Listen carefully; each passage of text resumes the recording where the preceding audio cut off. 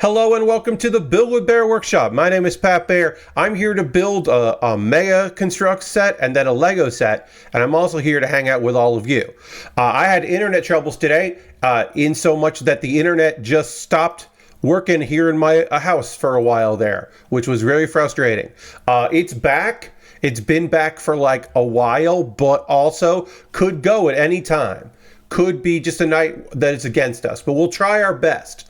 And before we get things really going here, as Lashbrook has already put in there, hello Lashbrook, I'm throwing the Bear Cave Lego site tier 2 blue emote in the chat. If you are currently a subscriber, you can reply with those emotes. If you are not yet a subscriber, you can say hi or use other people's emotes. If you feel like being a lurker, that's totally okay. You can lurk.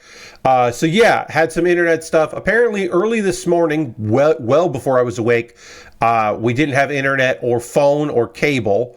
And then they said it would take a while to come back, and it came back before I woke up. And then tonight, it went out for like an hour and a half to 2 hours, and has been back. But you never know. You just unfortunately never know. My apologies. I wish I had a stable, high-speed internet connection that did not bug out. But I can only do my best. So that's where we're at here. But yeah, if you're a subscriber, you can throw the emotes in the chat. If you're not a subscriber, you can say hi. You can use other people's emotes, that whole thing. We will get into working on tonight. We are wrapping up the Mega Pokemon Mini Motion Dugtrio from the fine folks at Mega. The greatest of all not Legos, brick kits. And then we're starting a Lego set. Originally, I literally had my $10 patrons vote on what I was going to build next. I had something lined up to build. I was going to build a model kit because we've done Lego. Before this, we did Lego. So it's been a while of Lego, then a Mega Constructs. But thanks to Aristofan for picking up this off my Amazon wish list, I got a Lego set to build next. So it's the Ferrari 812 Competizione. Or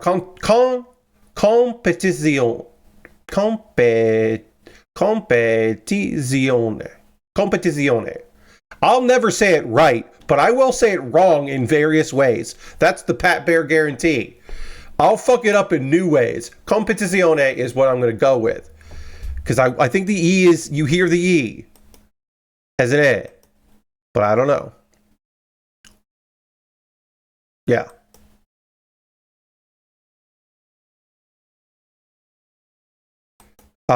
Anyway, sorry, I got distracted there for a second. Anyway, let's go to the overhead camera. Boom. Here is the Mega Pokemon Mini Motion Dugtrio. I'm like 80% sure that's right. Yeah, I don't know, Lashbrook. I'm just doing my best. Maybe by the time we finish the 812, which I'll probably just call more often, the Ferrari or the Ferrari 812 is probably what I'll call it more than anything else. But at a certain point, we'll finish that up, or we'll get into that. But before that, we got to build this Dugtrio set. Now, this is the Mini Motion. If you missed my stream on Monday where I started this, here's the deal. There's going to be some kind of trigger mechanism that will press this button down, and that will cause all three Dugtrio parts to move around. Which, obviously, right now, these don't look like Dugtrio, but they will. And they'll move around, and they'll have some motion, and it'll look cool. So we have to do that. We have bags 5 and 6 here. Sorry, let me just wheel in my chair a little closer. We got bags 5 and 6 to assemble here. So we will do that now. And we're finishing the third part of the Dugtrio. The third trio. And we'll actually, this one, we'll actually put a face on it, which is fun. We got angry eyes and angry eyes. Because they all have angry eyes. That's one of the best parts of Dugtrio, is that it's always mean mugging. It's always like serious and ready to go. Looking nasty. It's great. So yeah, my internet troubles today. Now on another day, I might think, well, you know what? I can't promise you that there won't be any issues with drop frames or disconnects or my internet just fucking going out again. I can't make any promises, so maybe I shouldn't do the stream. I might think that. But I'm not streaming on Saturday. So since I'm not streaming on Saturday, I definitely wanted to do today's stream. because I felt like it would be rude to not do today's stream if I was going to miss Saturday's stream, which I am. I'm missing Saturday's stream, by the way, because I want to watch wrestling with friends. Even though the build to this particular card has not been thrilling to me, even though I feel like the main event is going to make me very sad because I do not believe that one of my favorite wrestlers is going to win a match that he shouldn't necessarily win, but it would be cool if he won. But I cannot believe in him because of shenanigans and situations. It's frustrating. The build to this pay-per-view has not been solid. We'll talk about it. We'll get into it. Which is a shame because I would like it to be solid. Lord Crashton says, "Hey Pat, my Italian heritage shakes its fist with rage at the pronunciation, but I'll say it's good enough." Yeah, I don't know how to say Ferrari 812 Competizione. I don't know how to say it. I don't know how to say it properly, and I apologize for that. I wish I could. I wish I could nail the pronunciation the first time and every time, and not have it sound different every time. Lastbrook says, "Yeah, I'm looking at the card and not doing a lot for me." So here's the deal. I made the choice, me, Pat Baer, I made the choice that I was going to watch one live AEW pay-per-view for the rest of the year because all of the this was from the previous pay-per-view, this pay-per-view, and World's End. They're all on Saturdays. And I stream on Saturday, and I like my Saturday streams. And I was like, well, I'm not going to take all of them off. So I'll take one of them off. And I did the math and realized, well, I'm not going to do Survivor Series, but I'll do Royal Rumble in January, which hopefully will be a Sunday, but Royal Rumble could be a Saturday. It's going to be a bummer if it is. So I'm like, okay, well, I want to take one of these off. I'm going to take off Full Gear. The last Full Gear was really good. I have a good feeling about this Full Gear. The card will come together. And it'll work out. There's stuff about this card that I think looks real good that I am excited about. Even if I feel like almost all of the results are really expected. We'll go through it. Let's go through it. Let's talk about it. Big Boom AJ. AKA the Costco guy, but they don't want to say Costco because AEW's a brand. The big Costco guy, the dad Costco guy, versus QT Marshall is the only listed so far pre-show match. The pre-show is an hour and a half. 0 hour is an hour and a half. I am sure there will be other things on that card. There are people who are not wrestling on this show that I imagine could show up. Kyle O'Reilly could certainly show up on this card in the pre-show. So I can see a big thrown together mismatch of baby faces versus heels. I imagine you put a few people here and there on this card without it being a big deal. Or at least a promo turn brawl with the Learning Tree because Chris Jericho is not on this card, but Chris Jericho is likely to make his presence felt because he's Chris Jericho. All right, here's the mechanism. It's moving around. Oh, did I not put on the back part of this head? I didn't. I missed the back part of the head. I only did part of this. Got to do the rest of it. So apparently AJ was at some point an independent wrestler. And he was trained in some degree by QT Marshall, which is why QT is a good choice for this. Gary in Nature says, so they're bringing the Boom in the pre-show. They are. Let's throw the Bear Cave Lego site Tier 2 Blue in about 54 months. That's a whole lot of months. Thank you so much, Gary. Appreciate you very much. Now, here's the thing. The thing about this is, at least he was a trained wrestler. My big point has always been that professional wrestling is so excited about anyone possibly liking them from anything else that they will do whatever, and that they should have better standards. I think higher standards. I think wrestling as the wrestling business should have higher standards. That being said, the fact that he does have wrestling experience is better than if he didn't, but still not good. I'm still not like thrilled about it. All right, so I need the smaller ramp. They tell us here, which is nice, hey, use the small ramp, not the big ramp. So I got to find the two of this size, which is the small ramp. So let me find that. Oh, my gray here. I got plenty of big ramps. Where are you? Small ramp. What about the small ones? Wait.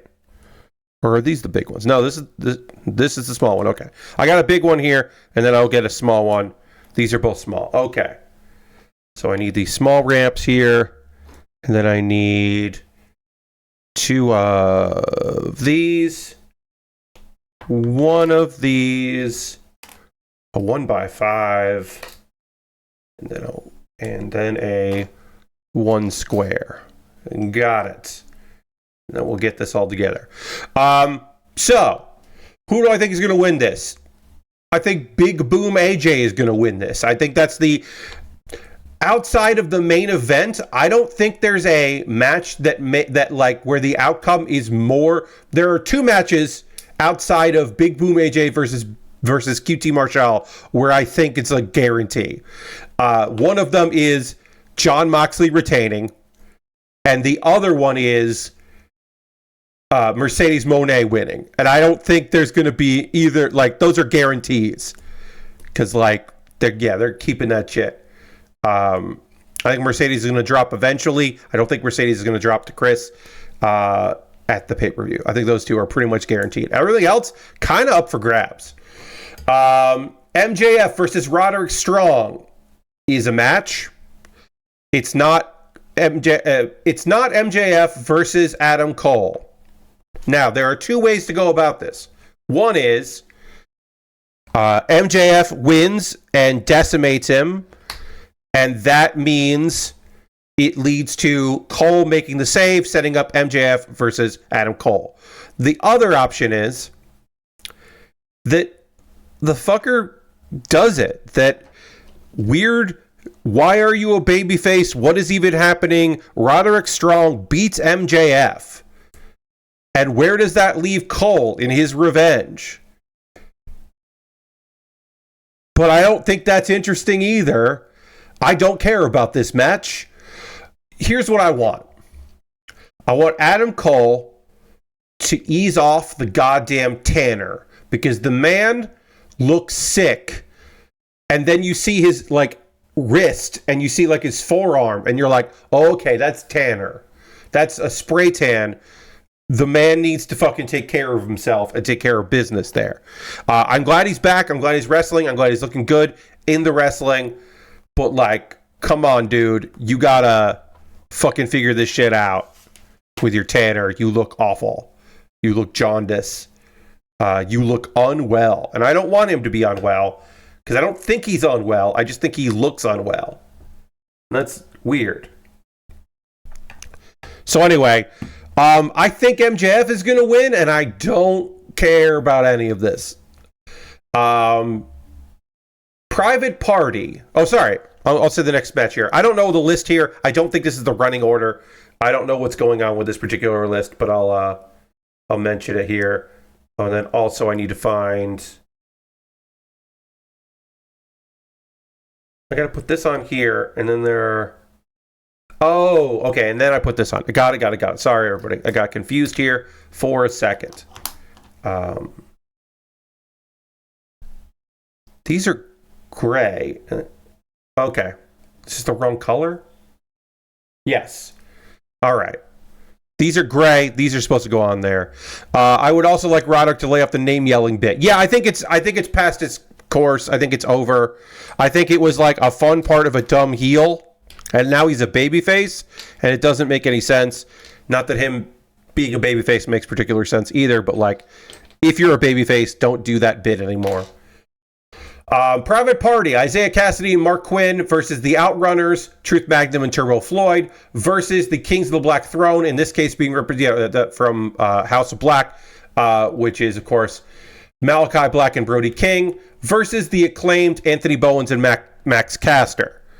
There are two things I want from this match. The first one is, I would like Private Party to retain. I love the Outrunners. Don't get me fucking wrong, y'all. I love the Outrunners. I love them.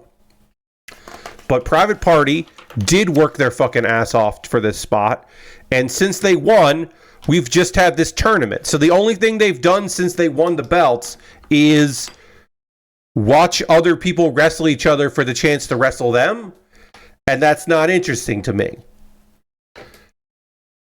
I would love an actual next challenger to come out of this for Private Party, for them to have real competition to come out of this. I don't know quite what that looks like, but I want it for them. Wait, did I put this on the wrong spot? I put this in the wrong place, everybody. I did this wrong. I would hate for them, Lashbrook, as you said, transitional champions. Yes. Okay, I put this on the wrong place here. I need it to be here. This is where this needs to go. I put this all in the wrong spot. I fucked it up. But luckily, it's Mega, so I can fix it. Yeah, I would hate them for the transitional champs. I want them to at least win this, and then at least one on a Dynamite or Collision or something. I love the Outrunners. I do think the Outrunners winning the belts would be very funny. I would like to see them do it, but not now, not at that problem. I also think that this is the other thing I would like. So one, I want Private Party to retain, because I'd like Private Party to keep their belts for a bit. Two, here's what I would also like. This one's a bit harder to guarantee, but maybe it could happen. I would like everyone to please let's believe in ourselves that we can make this happen. Let this be the death note of the Acclaimed. What if the Acclaimed broke up because they lost this match? And Max Caster went off into the fucking sun. And barring the sun, if he can't go off into the fucking sun, that he goes off into the sunset. And barring that he goes off and becomes, I don't fucking care, a member of the Hurt Syndicate. He goes and joins the goddamn Hurt Syndicate. Have fun over there. But I would love for this to be the breakup of that tag team. I think that would be cool as hell. I would love it. Lord Crash says Kira's debut. I don't know what you mean by Kira's debut, Lord Crashington. My apologies. I don't know what you're talking about. But yeah, I would love to see them break up. I think it's time for them to break up. It would be great. I would be very happy to see them part ways. Maybe they can come back together in the future, but let Max Caster be the heel he clearly wants to be. You said death note of Private Party. Oh, okay. Yeah, Lord Crashington. I was like, Lord Crashington, you don't follow wrestling that closely. Are you talking about Kira Summer from Tokyo Joshi Pro Wrestling? And you think she's going to debut? And I was like, that's a wild called shot. No, you're talking about Death Note. Okay. Yeah, no. When I say Death Note, I don't think about the anime Death Note. I think about the actual Death Note. Not the anime Death Note. I think about a physical Death Note. So okay, great. Really confused me there. That was fun. That was a fun moment of pure total confusion there. I was like, what is happening?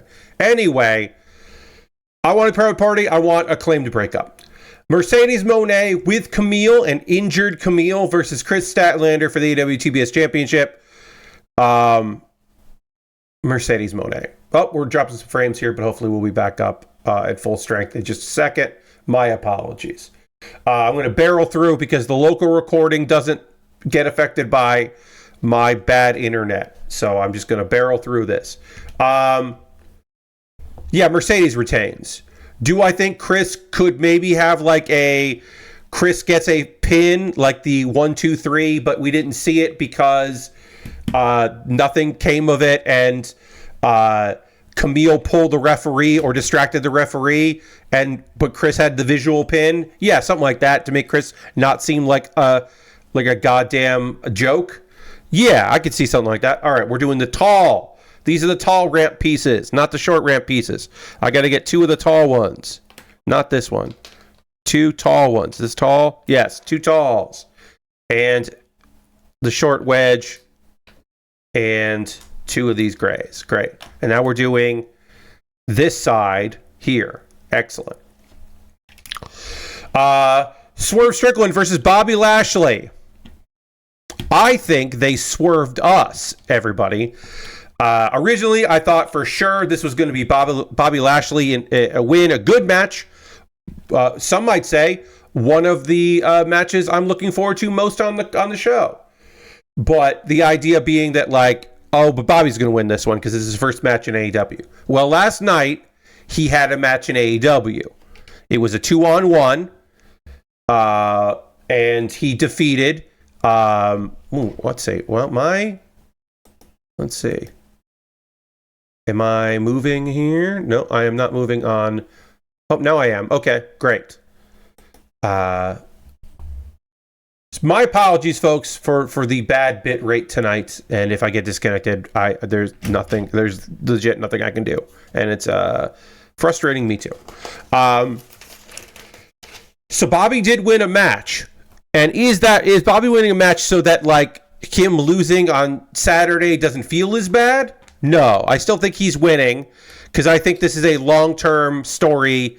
I could see somebody taking Swerve's side in this. I don't know who that would be because Swerve doesn't really have friends in wrestling right now in kayfabe. So I don't know who would step up to help out Swerve, but I could see someone stepping up to help out Swerve. I don't know. Well, now, what the... This is really frustrating me. I'm going to go... No, that's the lowest quality I can do there. Going to refresh that. The dashboard. Okay, yeah, dashboard is connecting to chat here. Let's see. Let's see, refreshing it, if my dashboard looks okay. Yeah, I think it looks all right. Let's see how the delay is. Delay is pretty short. Okay, great. Sorry, everybody. Oh, this is not fun to see. Or to listen to me just be fucking exacerbated by this. Anyway, I think Bobby Lashley is going to win. There may be some shenanigans. There may just be too many dudes that want Bobby to win involved. So might just be too difficult for our boy Swerve Strickland to pull it off. Jack Perry defends his AEW TNT Championship against Daniel Garcia. And if here's the thing, right?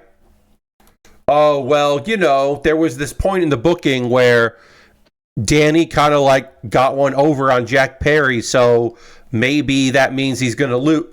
I'm not even going to... I refuse to even consider the possibility that Danny Garcia is going to lose. I refuse to even think about that because it means a fundamental misunderstanding of what it means to be a person that got themselves over by working hard and the crowd being fully and unbelievably behind somebody. Because I think the audience is going to fucking give up on him if they have him lose again. If they keep having him lose, I think the crowd is just going to be like, okay, yeah, well, we're done here because what the fuck else do you want from us? They can't wait. They can't wait for the Continental Classic, which is starting immediately. They gotta fucking don't put them in title matches if you don't want to win title matches. I I think that the idea of the mid-carder who gets over is the idea that, like, well, he can just keep getting over, and we can use him to make other people look good. And I don't believe that to be true. So I'm just saying, God damn it, just have him fucking win. Just have him fucking win this one. Have him become the TNT champion. Have him a short reign. Have him lose it at Dynasty next. Whatever you want to do. Whatever you need to do it. But they gotta fucking have Danny win this one. Danny's gotta win this one. Because people are just gonna stop giving a shit if he just keeps losing all the fucking time. So hopefully this is the big win for Danny Garcia, and then he can do other stuff. All right, this piece has to go in here and kind of fit in here.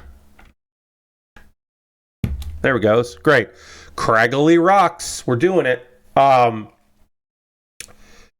very passionate about it because I hate watching accomplished wrestlers who go above and beyond be used to put other people over constantly, and then when they finally decide, oh, I guess we'll do this now, and it doesn't work, then wrestling promoters are like, see, he didn't have it. We thought he had the juice, but he didn't have the juice. No, you fucking wasted all the juice on other people because it wasn't the time you wanted to do it, wasn't then.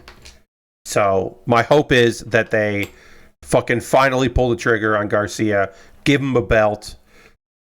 But my fear is they're like, no, we'll wait for the Continental Classic, and he'll do really well and not win that.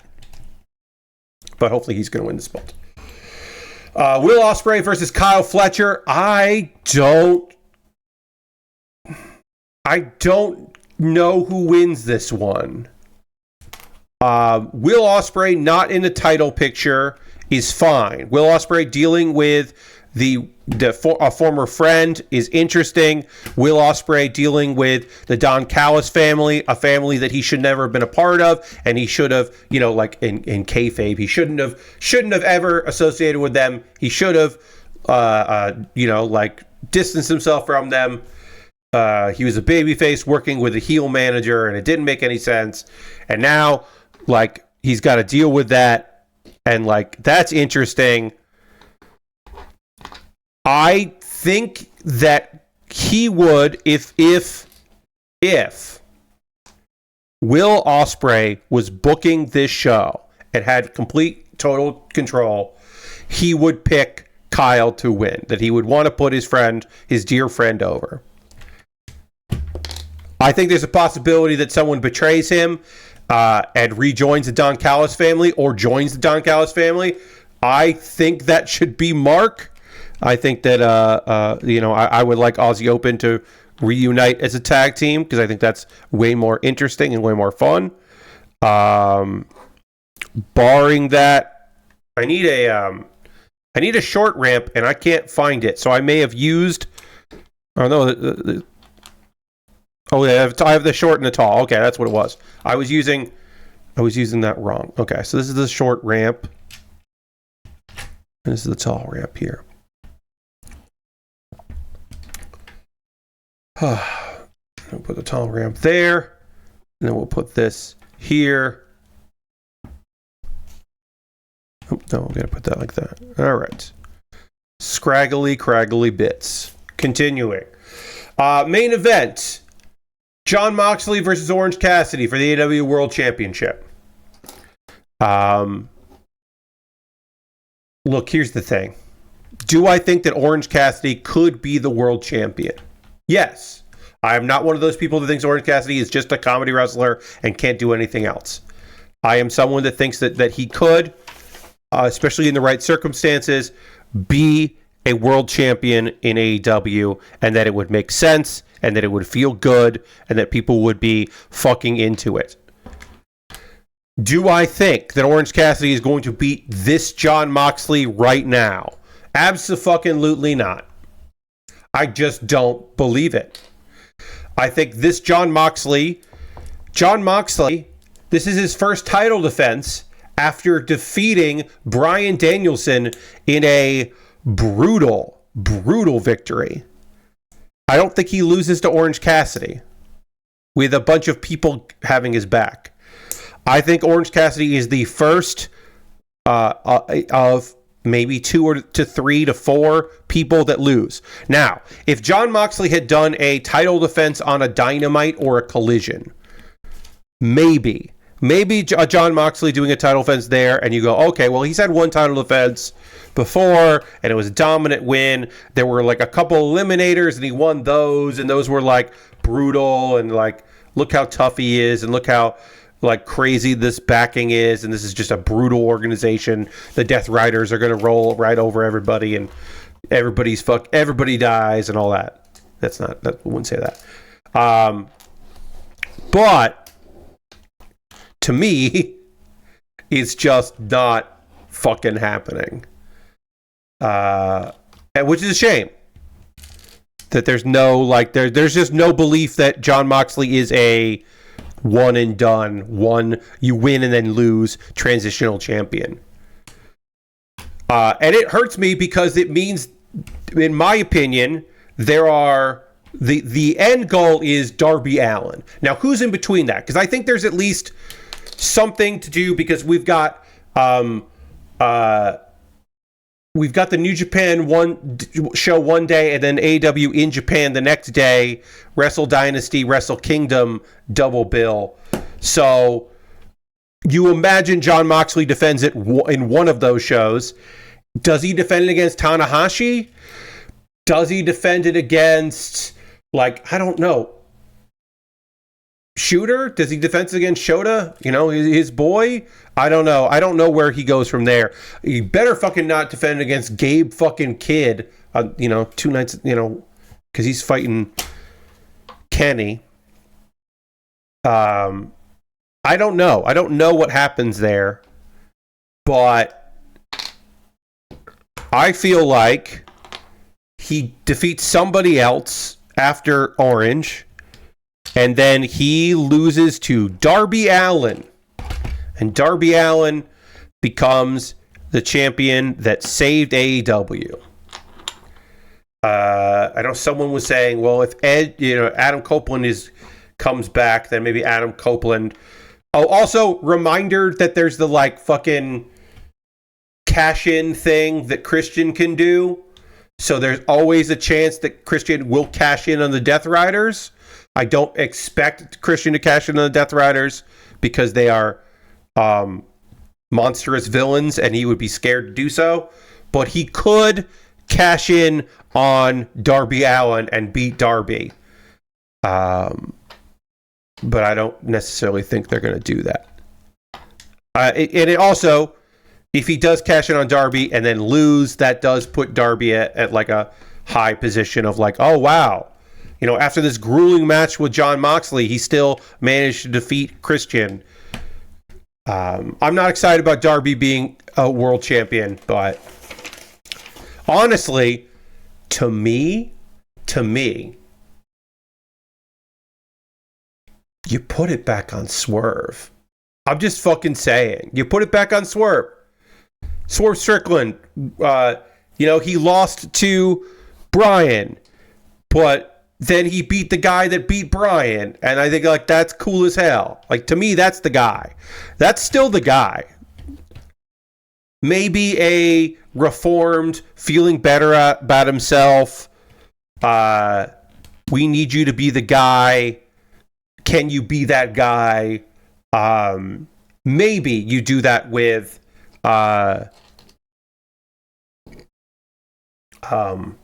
Hangman Adam Page. Maybe you do that with Hangman. Maybe you say, we need the old hanger back because shit's fucked here. So we really need you to come back and be the guy we know you can be. Maybe you do that. But I don't know. I'm pulling at straws here because I just don't want it to be Darby, because I don't think it'll be good. Mainly because Darby can't cut a fucking promo. And I would like the world champion to be able to talk into a microphone. So that's what it is. He's gotten better than he was. He's still not good at it. Anyway, that's wrestling.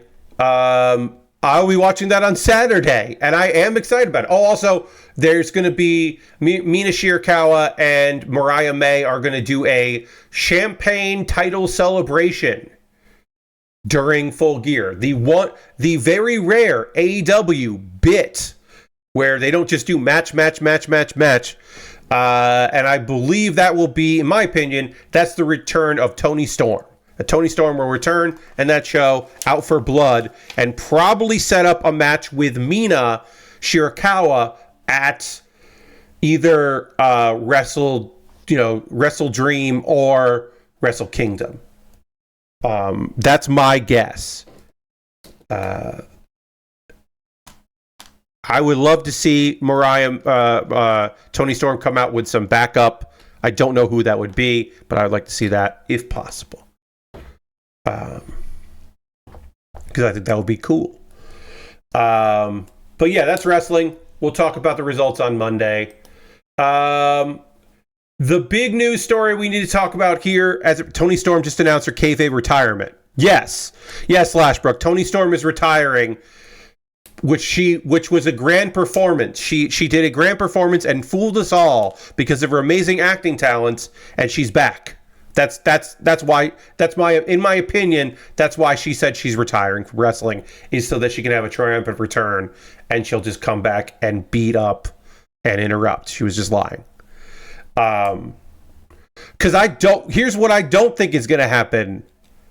I don't think they're going to have the champagne celebration, and it'll just be heels generally don't get to have their big party without anyone coming in and being like, and fucking it up. So who else would fuck it up, in my opinion? We need to talk about the fact that Sony is trying to buy Kadokawa Corporation. And this has been confirmed. This was a Rutgers story, and it has been confirmed in a very terse press release in a PDF.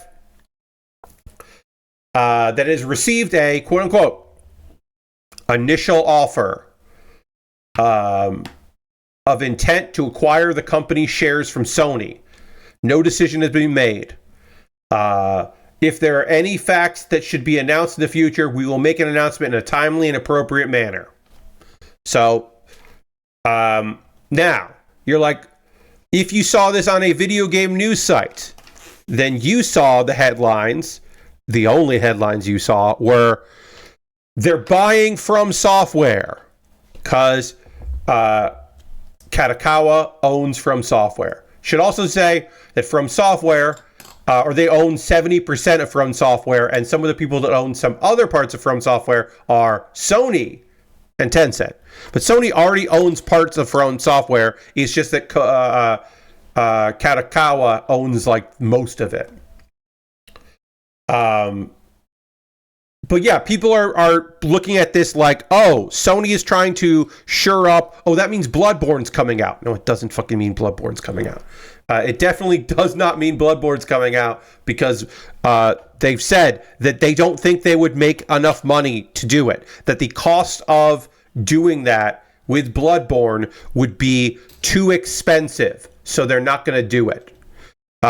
It's not even the PlayStation side doing the acquisition. Yes, they're crashing it. But of course, if Sony bought game companies, then they would be under the purview of that. In the same way that Crunchyroll, which is just Funimation, would be in charge of the actual thing they're purchasing. When you buy the Kadokawa Corporation, yes, you get Spike Chunsoft. You get From Software, you get Acquire, you get Gotcha Games, you get From Networks.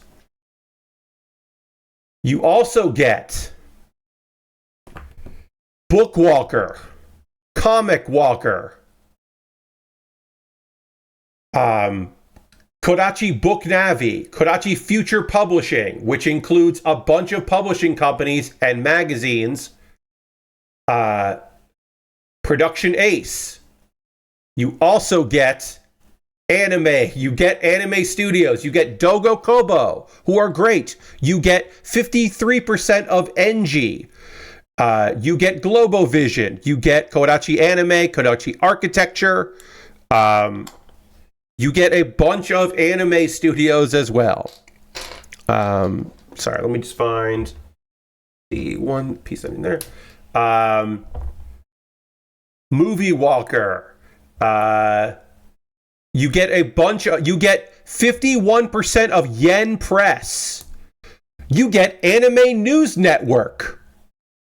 That's right. They have Anime News Network. So you get Kadokawa News Network. Oh, okay, let's see. Let me refresh the dashboard here. We'll see. They have some game stuff under Sony Music that's mobile and anime game stuff. Yes.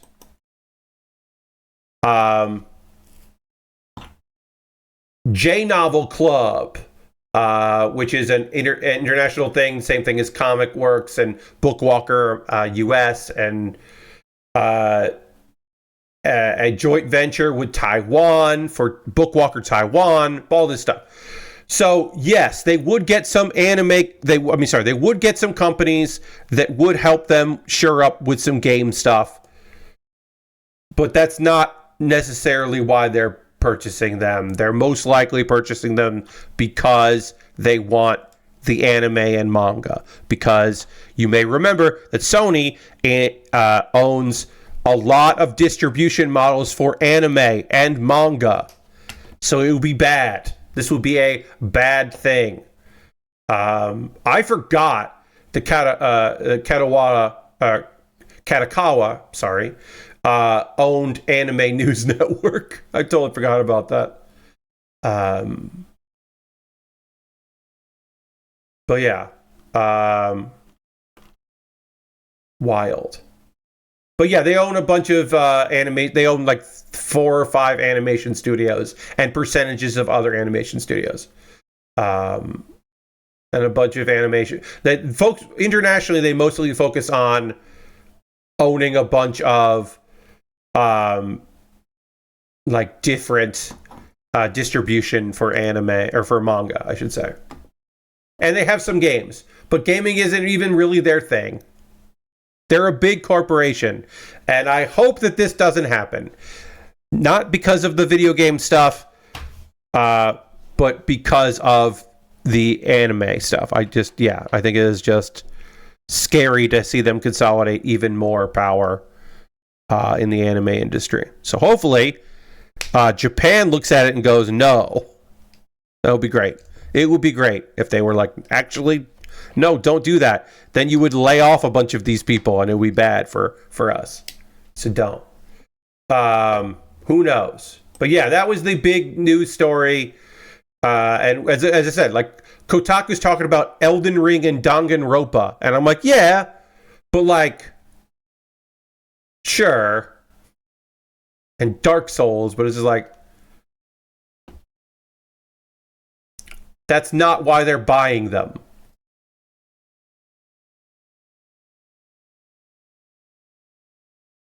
They would set them up, and that would be bad. Here's a fun, interesting thing. This is business oriented, but I thought it was kind of interesting, so I'd bring it up. Valve sets new guidelines for devs selling seasonal passes on Steam. If you aren't ready to clearly communicate about the content included in each DLC and when it will be ready for launch, you shouldn't offer a season pass on Steam. Basically saying like, hey, you gotta know what's up before you start saying shit, which is interesting. Oh, I need to make 2 of these, huh? Okay. Well, I will. Let me just put this on here. Oh.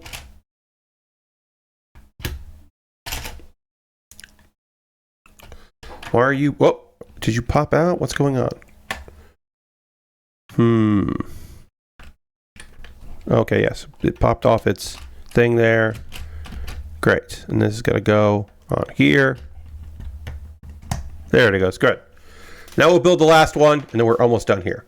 But yeah, I think this is good news. I think this is a good bit of business here to hear.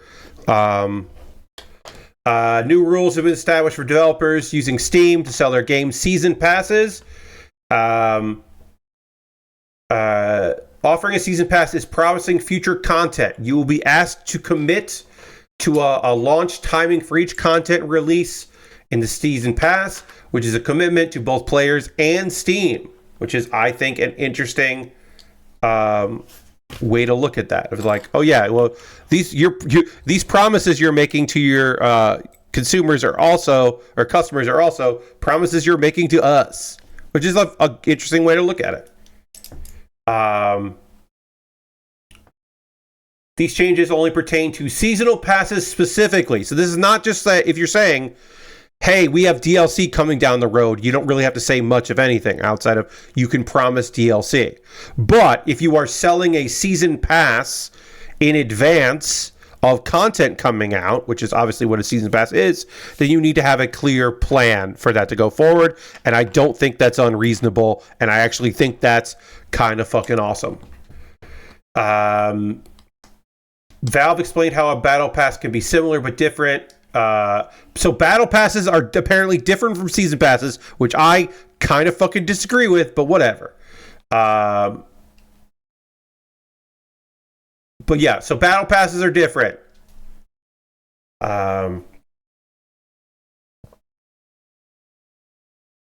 Season pass listings must now include a complete list of what will be bundled in, a basic description of each DLC, and the expected release date for each piece of content.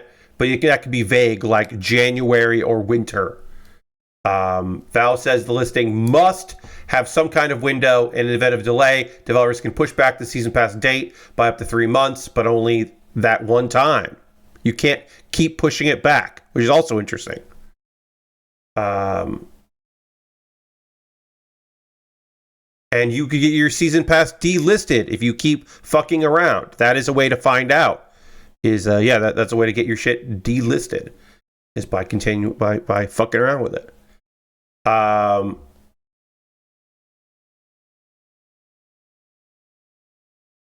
That seems just fucking rad. I don't know. I don't have a lot to comment about that.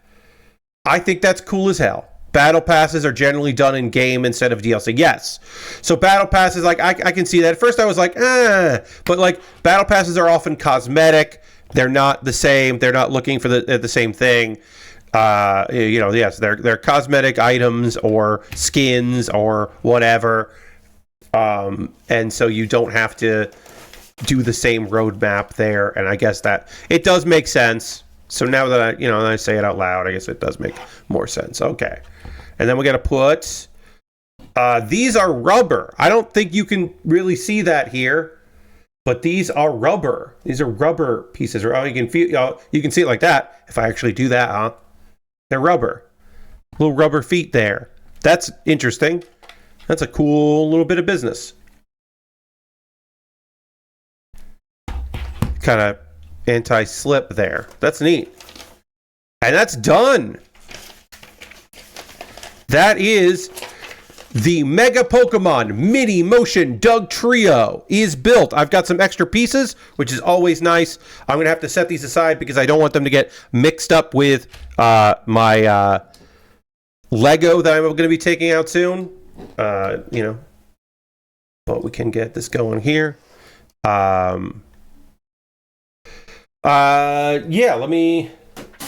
Let me show this off here. So, what this do? Well, when I hit it's built into the, where is it? Where is it? Here it is. I couldn't find it for a second because it blends in. When I press this button down, there's motion, and then it gets stuck sometimes. One of them gets stuck.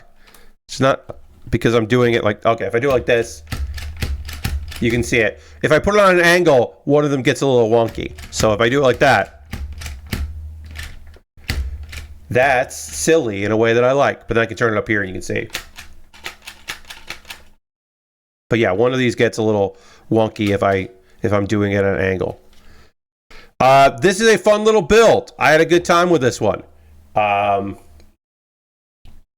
gonna try to take a photo like this here, a top down like this of it. Take a photo like this here. Oh yeah.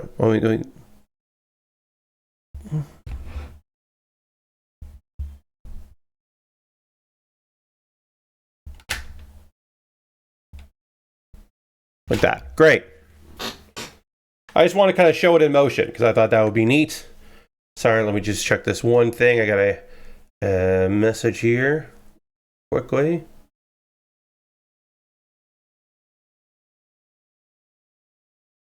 Okay. That message was not important, so don't fucking worry about it. So we're done with this Dugtrio. Oh, yeah, it did pop the fuck back up. Yeah, it does not like to be pressed on an angle. I mean, actually, let me look at my photos. Make sure that second photo isn't weird so that people see what it looks like properly. Oops. Okay, fine. I don't care what's new in photos.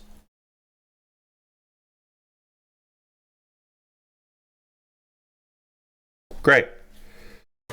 This was a fun, silly build. I'm glad I did it. Thank you for indulging me as I did some Pokemon building.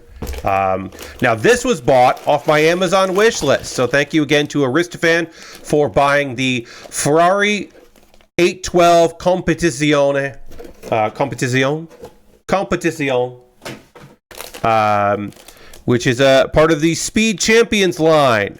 I didn't think this came with a minifig. Apparently it does come with a minifig. Hell yeah. I did have a minifig ready for it in case it didn't. Oh, we got hair or a helmet. Folks, we got hair or a helmet. And 2 bags. So we'll get bag 1 loaded up and this one here. And then we got the wheels. We won't need these for the end, so we'll put that aside. And then we'll have bag. We do have stickers. We have a plethora of stickers. Let me get my spudger, which I like to use for the Lego decals. So we got that going there.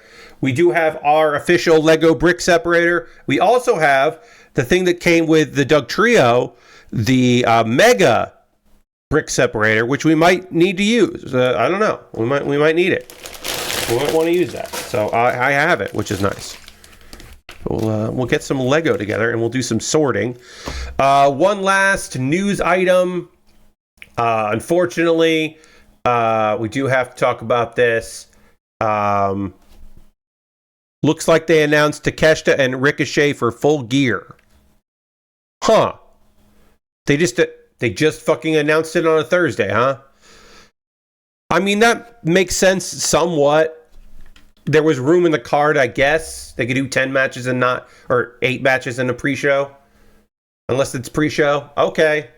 Yeah, all right. I guess do that. I don't know. That feels like the main event of that feels like a Dynamite main event to me. That doesn't feel like a match on a pay-per-view, but I don't know.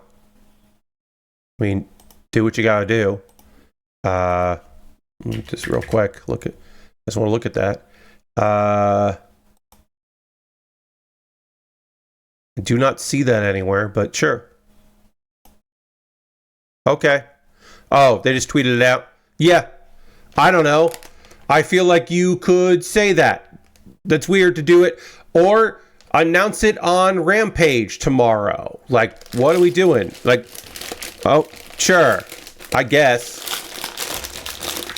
That's weird. One last bit of news, because we do cover these stories. Unfortunately, I will keep covering them until they don't exist anymore, which would be great. Reflector Entertainment is planning to lay off 18% of its workforce.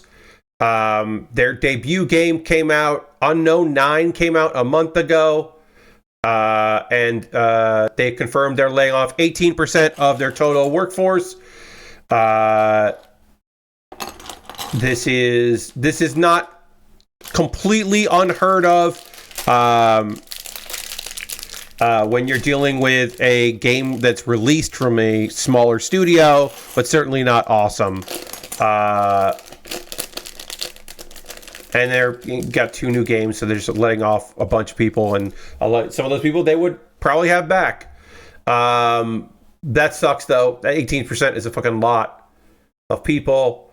They're a Canadian studio that are owned by Bandai. And yeah, they had a game come out a little over a month ago.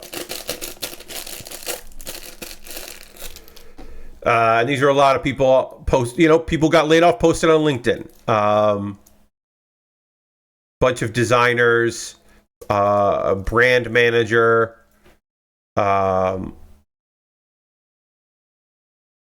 let's see, art,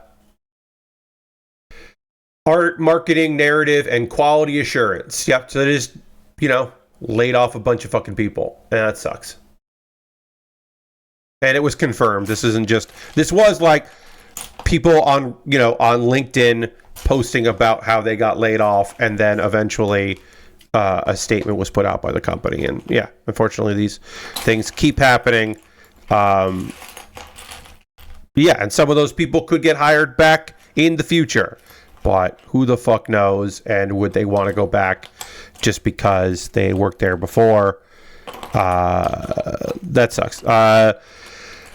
Layoffs in Canada, depending on the region, are going to be either pretty okay for you or marginally okay for you, depending on the region.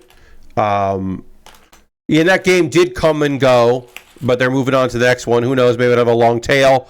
But also now, when you Google that name of the game, you'll get like pages of stores where you can buy it, maybe their website, but then you'll also get, because every story about these layoffs is, of course, going to include the fact that it is a video game that came, they just released their first game. So like a lot of Google searches for that, for that game is going to bring up the layoffs, which some people, won't fucking care about because they don't have souls. But some people will be like, oh, fuck, I don't know if I need that game. They're going to lay off all these people, fuck them. All right.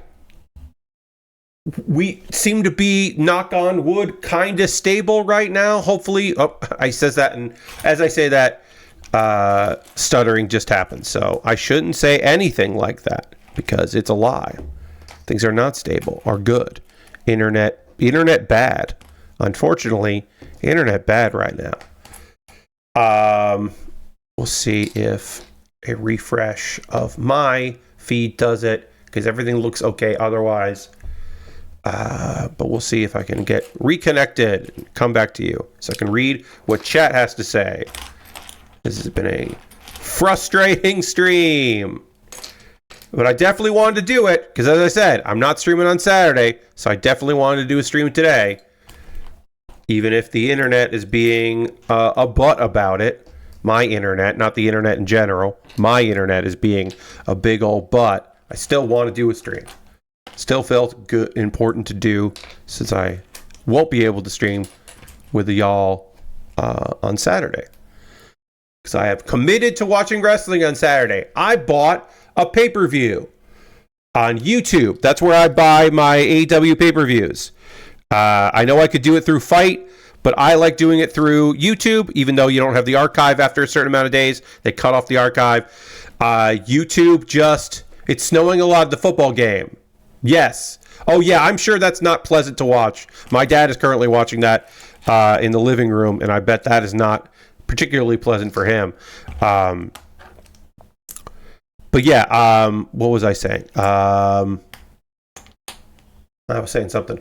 I buy my pay-per-views on YouTube now, and it works out just fine. The reason I do it is because YouTube doesn't have problems like Fight or / Triller sometimes does. And you could run the pre-show directly into the pay-per-view without it being a problem. No issues.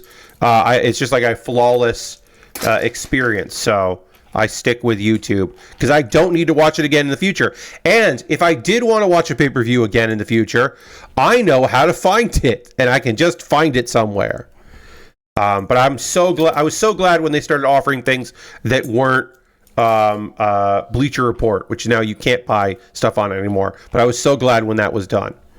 Will I get max if they're, like, I would get max if AEW pay-per-views were included or heavily discounted. If the math is right, maybe I'll get max, but I'm not going to get max just to pay full price for a pay-per-view.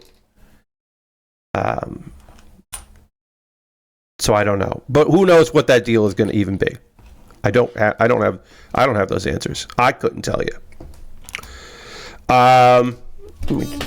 What do they charge on YouTube? Same price. Fight and YouTube are $50 plus tax. If you have a VPN, and because you're traveling in another country and using the VPN of that country, of course, on Fight, you could get it for cheaper. But I don't do that because I am here in America. Also, because I am watching the pay-per-view with other people and therefore streaming it out on a Discord with a few people, and we're all chipping in to watch it. That is how we do it. So because of that, I do not, and also I don't have a VPN because I don't need it for anything. I don't have a need for a VPN, so I don't have a VPN. So if I didn't live in a place that had cable television, which I do, so I can watch wrestling that's on television on cable on my computer. If I didn't have that, then it would make sense for me to be in another place and have Fight and watch wrestling that way. And if I was already having a VPN that I was paying for and Fight Plus on Triller or Triller Plus or whatever the fuck they call it, then it would make sense for me then also buy my pay-per-views on there. But since I don't do that, I don't do that. Since it makes sense for me the most to just buy them on YouTube and pay the price and then get some money from friends who are watching it with me. It works out pretty fucking cool. All right. So we've got our driver. I'm going to go with the helmet because safety first. I don't need the hat hair. We'll put the hat hair over here, or the hair, I should say. Put that over there. We got this done.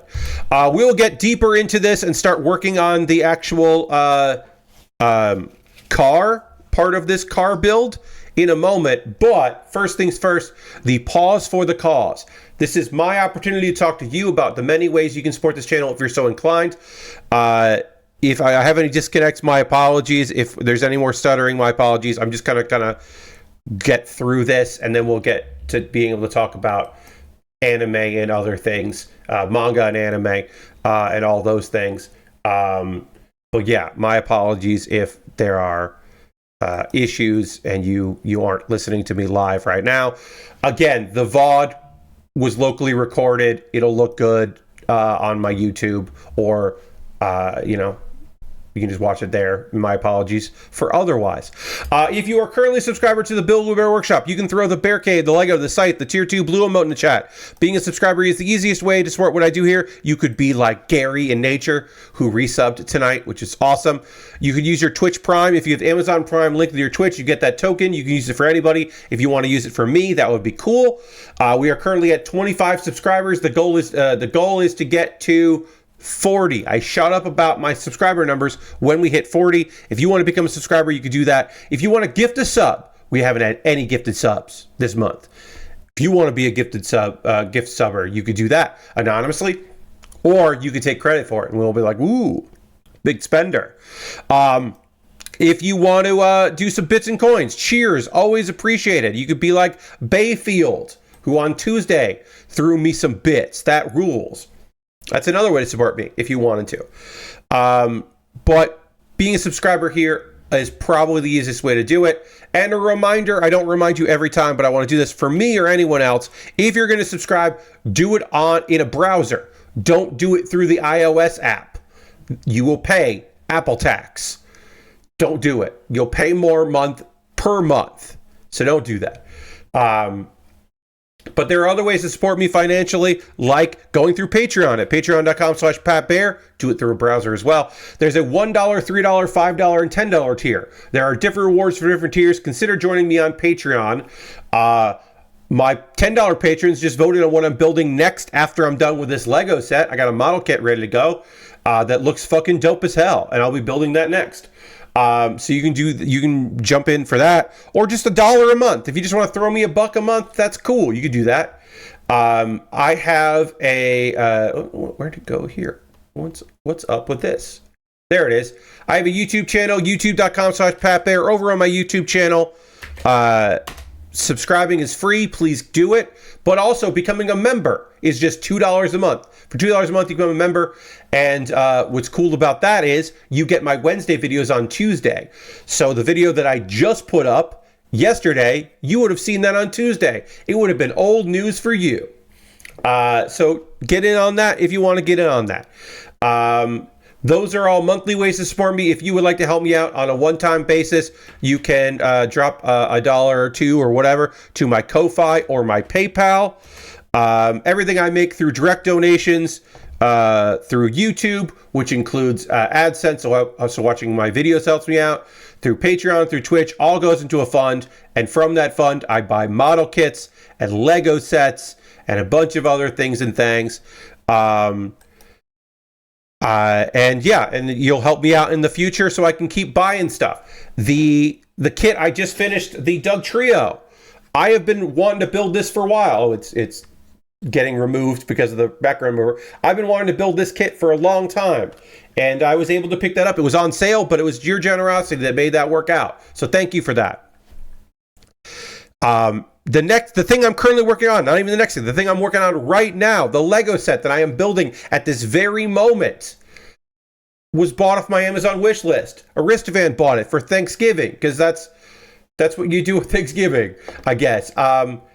If you would also like to buy something for my wish list, you could. You could go over to my Amazon wish list and pick something up, and it'll come to me in the mail, and I will build it, and it'll be cool. If you want to buy something from my Amazon wish list. Now, here's the thing. The Amazon wish lists are a little borked right now. You can still buy stuff, but some third-party sellers their listings aren't showing up. It's going to get fixed soon, but a lot of that stuff is being sold through Amazon, so you can just buy it there. And the wish list, I can't move. I can only remove things and add things. I can't move them in order. Hopefully they will fix that soon. They will need to, because Amazon makes a lot of money. Black Friday deals are already happening. I'll tell you that. That's what I meant to tell you.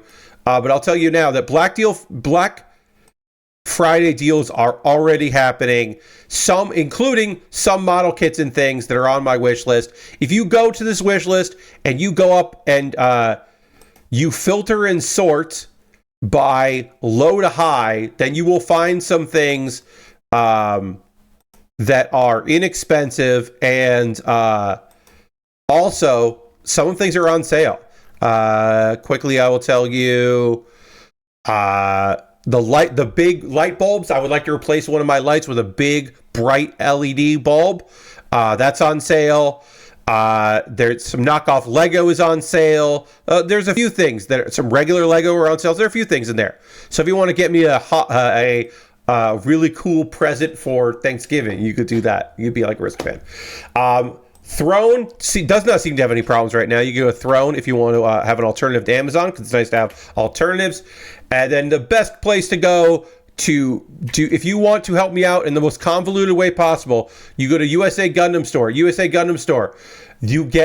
can buy a gift card. They will send you an email with a gift card code.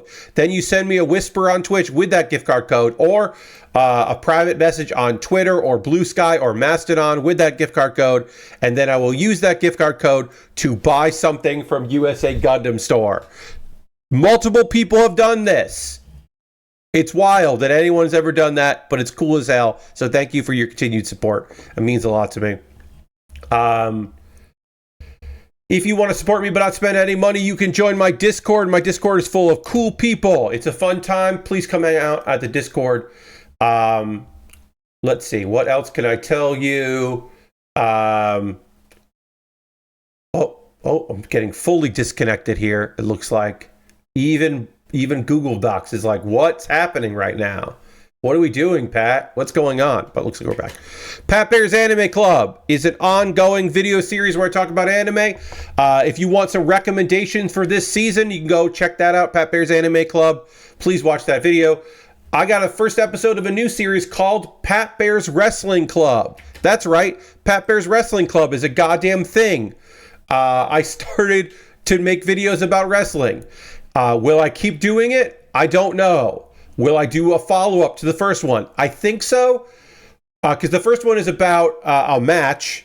If I think Toga or Haru are going to win in Tokyo Pro Wrestling this weekend, I'll probably do a follow-up about that. I'll give my thoughts as it ended after the match. Was I right? I don't know. But I'll probably do an episode too. And then Kuma Baer. Kuma Baer is my weekly anime recommendation series. All this month, I'm talking about shows that I slept on, and that includes me talking about ReZero. ReZero is in its third season. There was a prequel side series / series thing. There's a lot to watch from it. I really love ReZero. It took me a while to get into it, but now I'm fully invested in it. I think it's rad, so check that out. And watch that. Watch that 5 or 6 times because my numbers are down on my last couple. And I'd like to get big numbers again because I get a little money. Okay. I have a manga to talk about. And then I have an anime to talk about. We're barreling through all of these problems. I'm going to talk about this manga. Before I can talk about this manga, I have to dramatically transition back to the overhead camera, which I will do now, and drink some water because I need it. And we'll do that right now.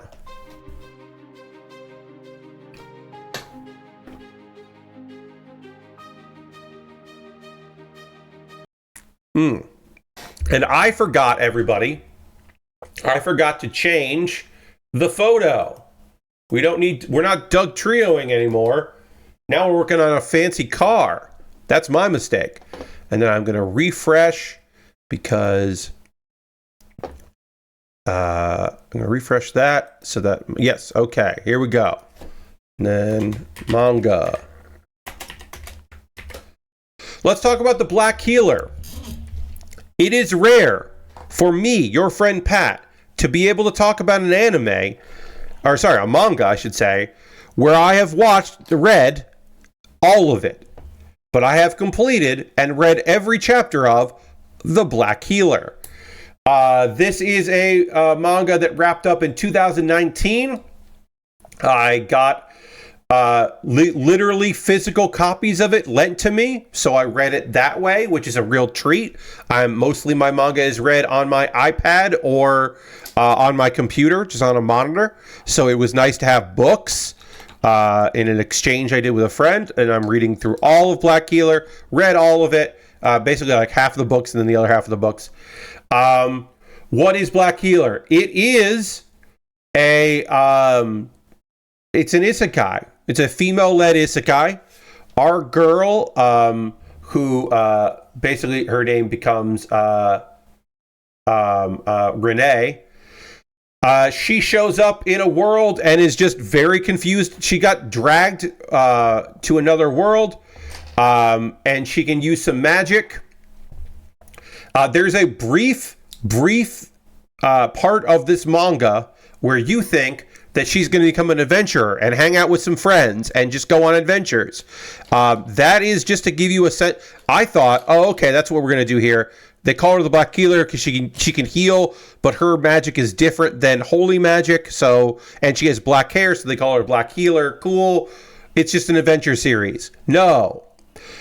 Pretty quickly, she gets wrapped up in bigger story, and it turns out that introduction we had was just to kind of just to set the world.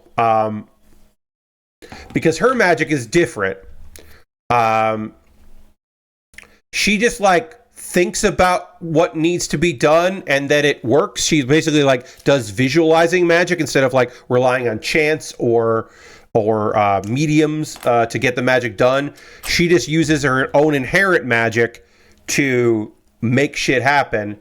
And also she has a understanding of medicine from her previous life, so she's just like willing the cells to get better and to heal, and which is very impressive and kind of weird and cool. So she meets some knights and kind of gets a better understanding of what her powers are, and she just gets more and more important in that world. So much so that she gets becomes the object of affection from the Demon Lord. And maybe the Demon Lord is the guy in her dreams, because she's been having weird dreams since she showed up in the world. And she thinks maybe the Demon Lord is connected to those dreams. Spoiler alert, he is. So I can tell you the overall part. I still think this is worth reading. I still think it's a good story. It feels very rushed. It is a light adventure series and with some drama thrown in, until it becomes a romance series in the back quarter. Because like the back third of it is very rushed. But also that's when it becomes the romance, which is like pretty good. And the adventuring kind of goes down a bit and takes a backseat to the romance, but that's still fun. So it's like some kind of blend between like a shoujo and like a shonen. And I think like a lot of the characterization is good. They do the thing that not every isekai does, and I don't think every isekai needs to do it, but this one does do it. They explain what the fuck happened and why she got isekai'd. And I don't hate that. I don't mind that at all. I think that's totally okay to be like, we're going to fucking talk about why this happened. Like, yeah, okay, let's talk about it. Let's figure this out. I'm not against that. I think that's like totally fine to dive into. Overall, my overall thoughts on this particular anything else from my notes here? Yeah.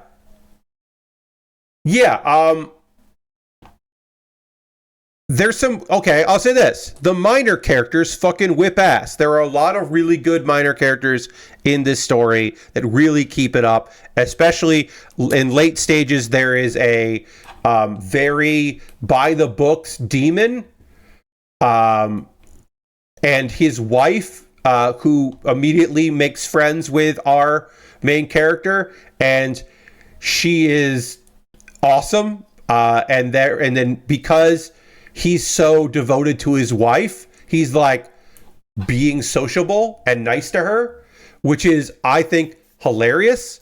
Nathan just resubbed for 28 months with Prime. We didn't get a ding here because everything's bad right now, but we'll throw the Bear Cave Lego site tier 2 blue emote in the chat. Thank you, Nathan, for resubbing. My internet connection went out completely today and has been completely bad tonight, but we've been trying to power through. There it goes. It popped. That's awesome. So my apologies to everyone again. I'm going to probably stop apologizing at some point, but let's throw the Bear Cave Lego site tier 2 blue emote and thank you for that. Thank you for continued support. Oh man, I'm sure the delay is like really rough on Gear, so my apologies for that, but I bet the delay is really bad as it keeps refreshing and resetting things. So I have to be conscious of that, but I'm like looking at myself and going like, oh yeah, all right. Yeah, the delays are probably different for other people. My delay is pretty bad in my monitor feed, but we'll just power through. And then hopefully, I gotta keep just fucking refreshing shit. I'm not going to do a full 2 hours tonight. I'll tell you that, friends. I am going to talk about an anime that I've been watching because I want to talk about it. But I don't think I'm going to go till 11 because it's just not... You're all worth it. Don't get me wrong. You are all 100% worth it. But this is a very frustrating experience for me right now. This whole bit of business is just... unbelievably frustrating. So and now do I even have that? Okay, that did come back. Great. But yeah, all of this is incredibly frustrating on my end. And again, if I was doing my stream on Saturday, then I would just say, okay, well, I would have just canceled the stream tonight, like half an hour in. But I want to give you some stream because I like streaming and I like talking to you about things.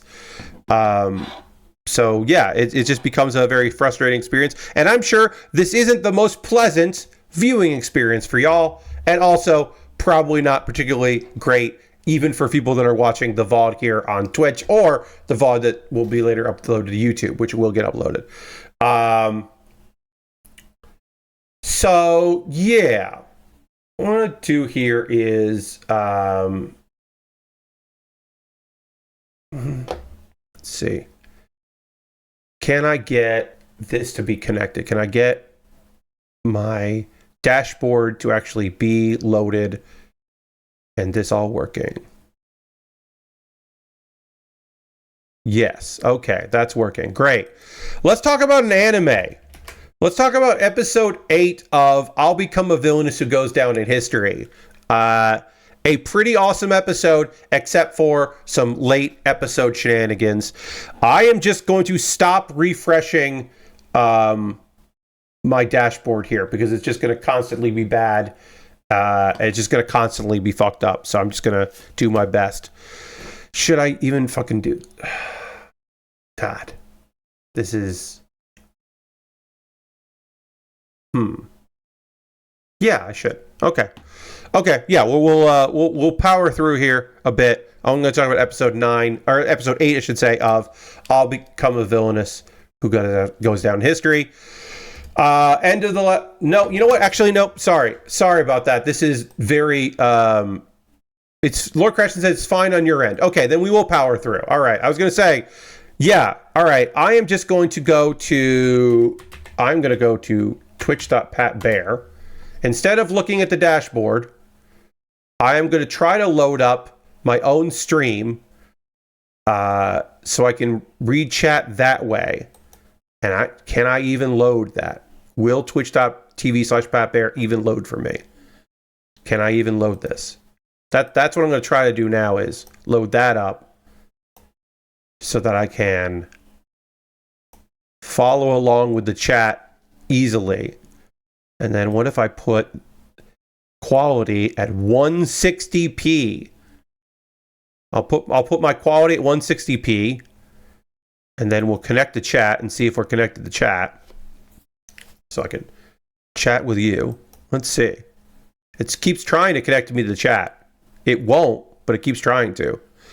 Yeah, like occasionally the bitrate goes bad, but it's not unwatchable. Dashboard might be bugged out by internet issues, but the feed here seems fine.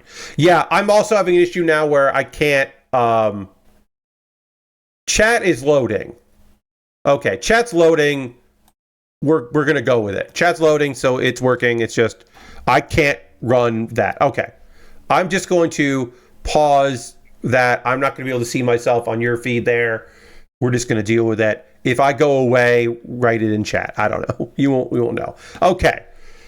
Now I want to talk about this anime because it's a good episode, except for the end, which is frustrating, but that's how the story is written, unfortunately, that there is frustrating elements of the story. So our girl spent 2 years in a shed getting up to level 91 magic, the highest magic anyone's ever had. She's unbelievably, completely and utterly overpowered. She's cool as hell. Our girl Alicia comes out of that. And she and Gil just take off. They're off to do stuff. They go back to the village with all the people that have been banished there. And they see, oh, wow, the well at the center of town is clean. They got a working fountain. The potato fields that she had recommended they grow potatoes because they would grow in that harsh environment. These particular potatoes, they're thriving. Things are going good. Rebecca shows up, and yeah, she hasn't given up on the place, and things are kind of turned around. The village guard, Nate, who we saw briefly in the previous episode, he and our girl Alicia have a duel because he doesn't respect her. She beats him in sword fighting, which means that he now respects her, I guess. It's a good little quick fight. And then the blind guy shows up. The blind grandpa, Will, who was like one of the first people to be good to her, shows up. And he's so glad that she's there and she's safe. And then Alicia covers them in magic, in dark magic, apparently to prevent him from running away from this. And then does a spell. One of the reasons she got this strong was to do a spell to help him out. She cannot repair his eyes, but she can give him one of her own eyes. We have seen this in the opening animation that she has an eye patch. Now we know why she has an eye patch. She has a fucking eye patch because she took out one of her eyeballs and magically put it in Will's head so he can see. And that's fucking wild as hell.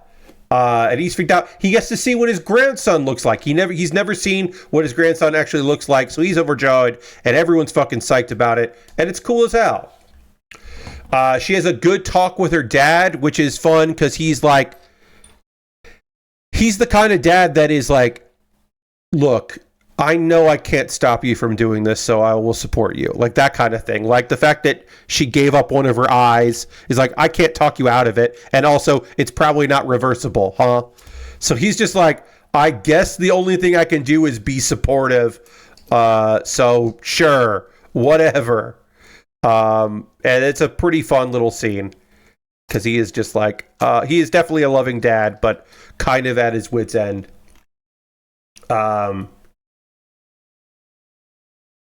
So Gil makes a eye patch out of black silk for because now she's missing an eye. And Alicia's just like, I love it. An eye patch. What a great idea.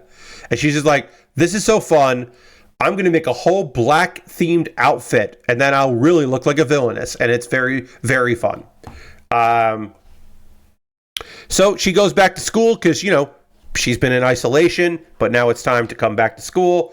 And one of the supporters of Liz, the Saintess, who seems very creepy and weird, this girl named Jane, she comes in and she's just like trying to immediately pick a fight with Alicia. And Alicia's just like standing her ground and she's just like, you don't make any sense. You don't have nothing supports what your argument. What are you talking about? Liz and Alicia have an argument about what happened 2 years ago because Liz feels bad, but she's also like, I would have saved you. And then Alicia drops the bombshell. She's like, no, you wouldn't have. You hate me. You hate me subconsciously. And that's why you restrained me and not my kidnapper. I could have been seriously hurt if the prince hadn't shown up. You could have stopped him. You just stopped me. What's your fucking deal? And Liz is kind of freaked out by that. And then the last scene, which sucks. The last scene of this episode sucks. I'm saying it right now. Because Prince Duke, reminder, that is his name. He is the prince. His name is Duke. I hate that. Prince Duke shows up and he's fucking pissed off. One, because Alicia has been gone for 2 years and he clearly missed her because he has had a one-sided feelings for her for all this whole time since she was 8 years old, which sucks. But also because he found out through his familiar that she lost an eye. And what the fuck? What's going on? And he's trying to like intimidate her and be all up in her business. And then Alicia slaps his hand away and he's just like, I don't owe you anything. What are you talking about? What do you like? Who do you think you are? Like, you're not my keeper. I don't owe you an explanation for what I'm doing. Which is true. She doesn't. And he's like, I didn't ask for any of this affection of you. And Duke, like, is really hurt by that. Duke is definitely hurt by that because he is, clearly in love with her. So he is definitely like thrown off by that and leaves hurt. And Alicia does feel bad for the way she talked to him, even though she was completely right and this is long overdue. And we're supposed to believe that he is the love interest for this character, but I do not believe that because he fucking sucks. He really sucks. So I'm like, nah, girl, you were right. You were definitely right. These are exhaust. I'm sorry. I don't have anything else to say with this episode. That was the end of the episode there. I do just want to say here right now, weirdly enough, look at this. Look at it. These guns are the exhaust. These guns are the exhaust of the car. These are definitely pistol. These are definitely future pistols, and we're using them as the exhaust, the cool exhaust on this fucking vehicle. That's very silly. Yeah, that goes in like that. There it goes. There's the exhaust. I find that to be humorous. That is fun for me to. That is fun. Oh, dropping more frames. Dropping more. Not frames. Kill bits are dropping. The kill bits are going down. One thing I will do tomorrow on my own time. Oh, and I don't have the dashboard at all anymore. Oh, it's reloading. One thing I will do on my own time is I'm going to unplug everything tomorrow. On my own time, I'm going to unplug my router. I'm going to unplug the modem, and I'm just going to try to basically flush everything. I'm going to like refresh DNS stuff and just try to like build it back up. Because I need to use the internet. So hopefully that'll be okay. My apologies for tonight. This is not me at my best. This is me at my doing my best. And being whiny about it, which is not the best look. I need one of these. Okay. So let's see. Can I actually see? Oh, I can actually see what I'm doing right now in the dashboard. Hooray! The nice thing is, with my internet being so wonky, the fact that I'm using the variable bit rate and it's still working at all is kind of impressive. It's kind of remarkable that it's working at all. But hopefully, things will be better for the stream on Monday. Next time I stream with y'all. We're putting our first sticker on here. So I know there's a delay. Hopefully, chat, you can still hear me, and everything is okay. What have you been working on? What are you up to? What are you into? What games you been playing? What are you watching? Any of that stuff. If you got anything you want to chat with me about, I always love to hear from you about those things.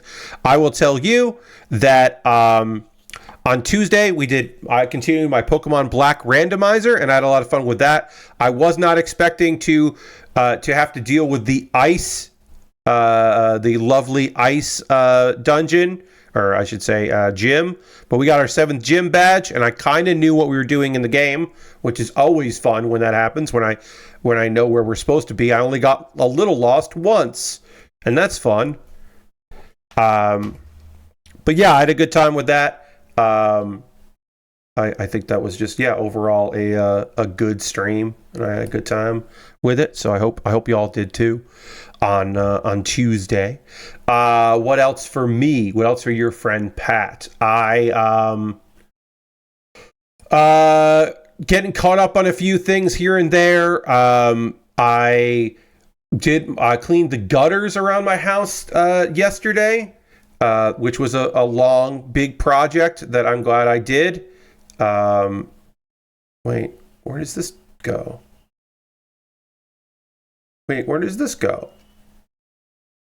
Oh, it goes like this. Oh, I didn't understand how this back went. But yeah, it's our first sticker is right there. Okay. There are some interesting techniques on display on this set, which I've enjoying. But yeah, I want to hear from you, friends. What are you watching right now? What are you playing? Any video games? You anticipating anything? You got plans for this weekend? Again, no stream on Saturday, but we'll still hang out again on Monday. You're watching any wrestling like I'm watching it? Going out to the movies? I don't know. Like, what do you got going on? I love hearing from you about what you're up to, what you're into. I might play Overwatch 2 tomorrow. But I will be playing Overwatch Classic and Overwatch 2. It sounds like a couple of the old crew who I did play Overwatch with quite a bit have been talking up the idea of getting a game together. So I am considering that. That is something that we might do tomorrow. So yeah, I might be playing a little, and I'll let you know if I do play and what I think of it.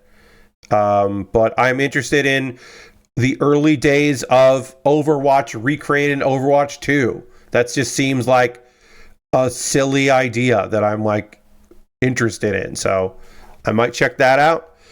Which is good because I don't really have any games that I'm playing right now too much. Like, I'm still playing Hearthstone every day. You know me. You know how I do. I'm still playing Hearthstone. I'm still playing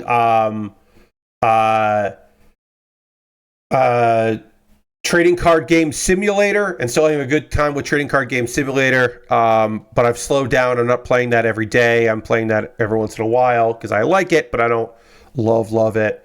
So I'm still finding time for that. I'm trying to think if there's anything else that I'm playing right now. Yeah, nothing else that I'm really checking out. I'd like to pull in a couple. I'd like to pull up a couple like demos here and there. Maybe try something out. I almost bought Tricky Madness, which is a spiritual successor to SSX. Done by one person. There was a demo that was apparently really good, and it's in apparently very early access, but it is a snowboarding game, and eventually the creator would like it to be like a spiritual successor to SSX3 is apparently what they're shooting for.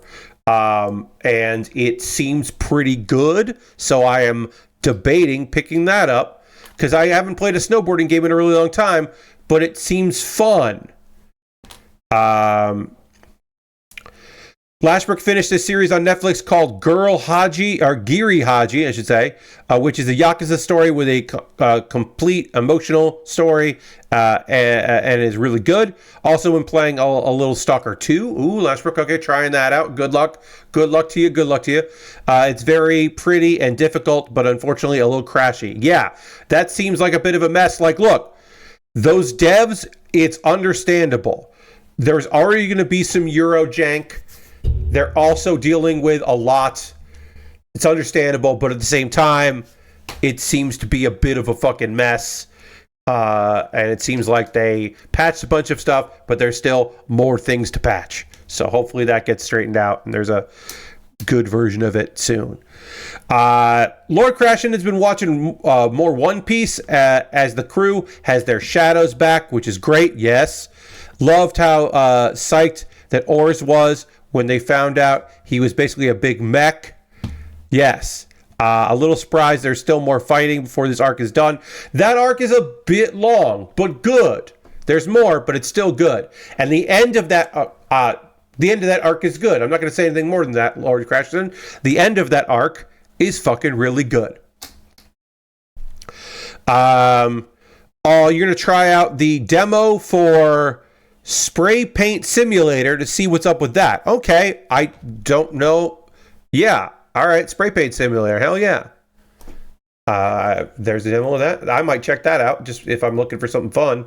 That could be a fun thing for me to look for. So maybe I will investigate Spray Paint Simulator.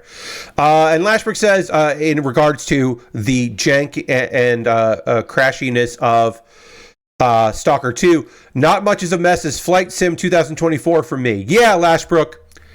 The the reason that a lot of that has happened because so much of that is content being streamed into you, and the day of release, so many people needing all of the content to be streamed to them all at once. It makes sense why that was there. Again, a reminder: this is not a me trying to make excuses. This Microsoft is publishing the game. This is a studio making the game.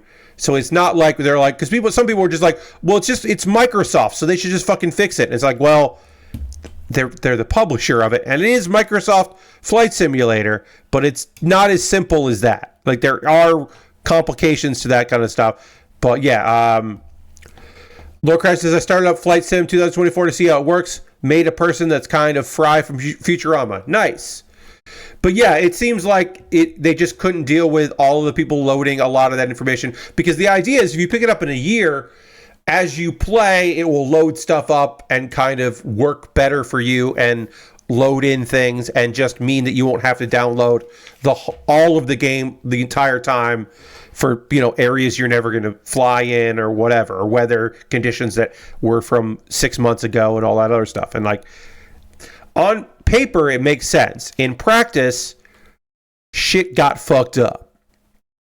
Seemingly, shit got real fucked up. So, obviously, that is not a pleasant experience for people, and I'm sorry that people had a rough time with it, or continue to have a rough time with it. All right, we got the Ferrari symbol that's got to go on here. This is going to go on the red bar here.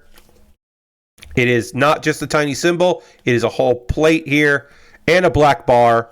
So it is going to go like this, and it is going to cover the, right? Or no, it goes above it. Okay. So I kind of want to place this, so yeah. That's not perfect, but it means that there's no peak of red there, so I'm going to go with it and say that that's fine. I'm not, I want to make sure they look good, but I'm not too worried. Last person says, I wish it had a download option. I have hard drive space. My internet is real slow, though. Besides that, it just crashes at the character creator for me. That's a big problem, Lashbrook. That is a real, legitimate problem, and I am not here to try to deny that isn't a fucking problem that you are dealing with. I need one of these. I need two of these. I need two of these. I got that, and I got that, and then I need one of these, and then I need two of these and one of this. Okay. All right. So we got more stickers.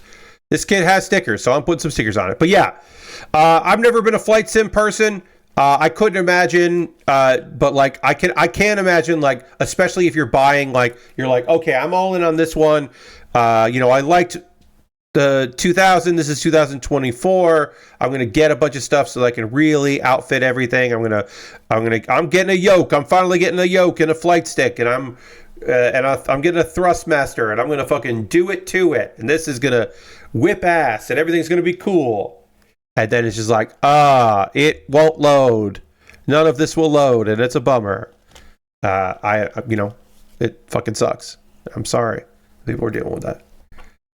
All right, let's get this on like this. Try to line this up right. Oops. That's pretty okay. And then this goes like this. And then these go like this. And these go on here. I assume we're building the back of this cool car. Yeah, I'm not here for the full Vinny experience. I just like tooling around in the sky and crashing planes into my apartment. Okay, yeah. Yeah, you find your own fun. However you want to do it. All right, and then this is a lot of stickers here on the back of this car. But hopefully this will all look good. Oops.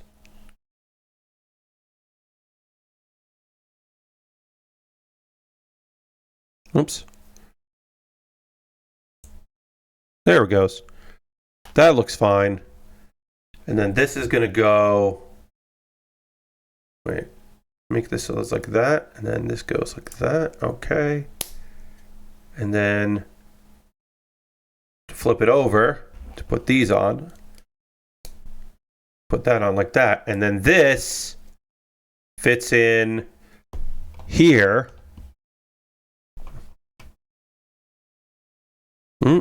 Come on. Come on.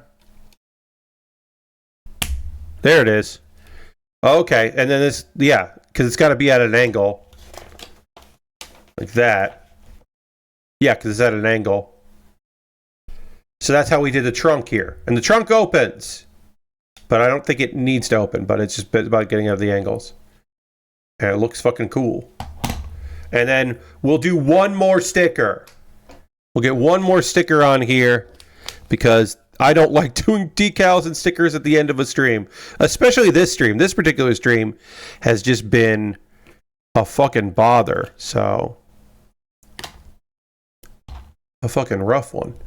But yeah, I hope the experiences of that game. I hope that Flight Simulator 2024 gets better for everybody because it seems real rough right now, and people paid a lot of money to play that shit, and I want them to have a good time with it. Oh, did I put this on wrong? I put this on. See, this is why I don't like doing decals like this now. So I'm going to try to peel this up with my X-Acto blade, which I don't recommend other people do, because I am putting my blade forward. But we'll, okay. Because I put this on wrong. I'm doing all right. I've had a rough night here. My local internet, my ISP has been having some issues, so I've had a rough stream from my end. People have been very kind and patient with me, considering the bit rate has gone to hell, and consistently I have lost access to the chat. But other than that, had some fun builds. Feeling good about that. Getting close to wrapping up the stream tonight. But yeah, been a bit of a rough one as far as this goes. But we had some good. We made some good stuff tonight. We got some good progress on this car, which we will continue on Monday, and I believe finish this on Monday. That's my guess. That we'll finish that all up because we'll have another bag. Got all this Lego and some other Lego to build there. But we did finish the Dugtrio. Our Mega Pokemon Dugtrio got built, and this thing is silly and fun, and it's got motion. It can move around, which is very silly. It's very silly that it can do that. And 2 of the 3 heads can move, which is weird too, but it can. This car is officially Lego. The Lego Ferrari 812 Competizione is official. This is Mega Pokemon, which is the Mega company, also known for their Mega Constructs line. This is official. This is just not Lego. This is Mega, which is another company. But both of these are official things. I do, on occasion, build weird third-party brick kits that definitely don't have a license, like the A-Team van that we built not too long ago, which is definitely not licensed and was just like a weird thing that I got. Yeah, that was not licensed, but was fun and did give us weapons, which do fit on minifigs. That didn't have any minifigs, but it did come with big guns. Oh yeah, and then also I have a Minecraft skeleton that now has pistols, which is scary. That is a scary thing. Shouldn't have pistols. This skeleton should not have pistols. But that is a thing that I now have because I bought knockoff Lego. Now that I have knockoff Lego, I now have a Minecraft skeleton with guns. That's the kind of stuff I get into these days. Good goofs, good nonsense on my own time. Oh wow, I just lost chat completely. We'll see if I can get chat back. We'll go back over to this screen, to this lovely screen. Should we risk? Oh, brick separator is nice for stickers. You're right. That is nice. I like using. I have a spudger I like using, but that is also good. So That's going to do it for tonight's stream, and I am not going to risk a raid because I have no idea if my connection to the dashboard is going to work. I know that we always end every stream here with a raid, but like I said, the internet for me has just been very wonky, and so I am very worried about that. So we are just going to end things here.